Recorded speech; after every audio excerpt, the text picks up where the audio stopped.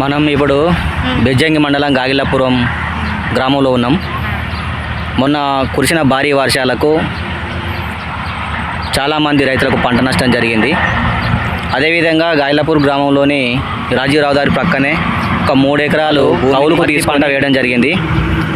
మొన్న కురిసిన భారీ వర్షానికి ఈ పంట మొత్తం నష్టపోయింది.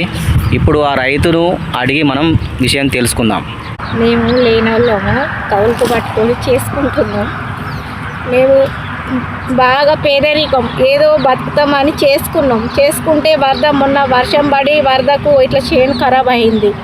మొత్తం పెట్టుబడి 80,000 దాకా అయినాయి. మేము కైకిలు చేసుకుంటే బతికేటోళ్ళం. ఆదుకోవాలి.